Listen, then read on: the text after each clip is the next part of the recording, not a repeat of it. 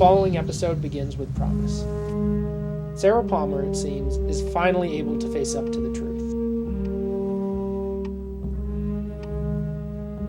But what Cooper tells her is not the truth. Leland did not do these things, not the Leland that you knew. No. That man I saw. Long, dirty, disgusting hair. He's gone. Forever. Even forgetting the question of Leland's responsibility, why would he believe Bob has been vanquished? Leland always found the other earring.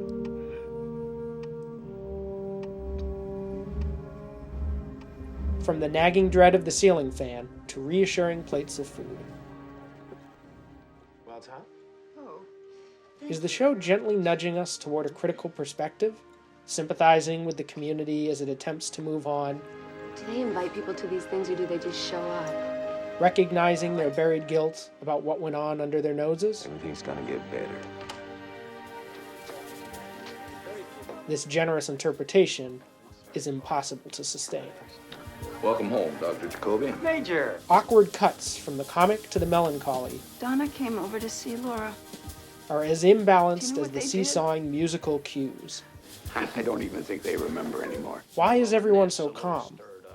Recall the tumult of Laura Palmer's funeral Don't ruin this, too!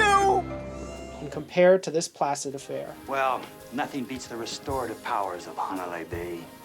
The good folks of Twin Peaks are, after all, gathered to commemorate a man they knew and loved, a pillar of the community, a demonically possessed serial killer. Uncle Leland! Our stomachs sink as awareness sets in. It isn't just the citizens of Twin Peaks embracing denial and repression, it's the show itself. I need to remember all of this. With that statement, Sarah Palmer is written out of the episode and out of Twin Peaks. Great Zabriskie's name no longer appears in the guest credits, and Ray Wise's is also gone from the opening sequence. My trusted solicitor, the late Leland Palmer, turns out to be a homicidal lunatic. Cheryl Lee's credit was buried among walk-ons in the pilot, but reappeared at the beginning of the show from then on, even after her second character had died. But now the girl from the picnic video, along with the rest of the Palmer clan, has been erased. Well, almost. Laura Palmer's portrait still closes every episode, the only exception featuring her picture in the story itself. Laura Palmer. You solved that Laura Palmer case, huh? Fleeting references to Laura pop up from time to time. Her name was Laura.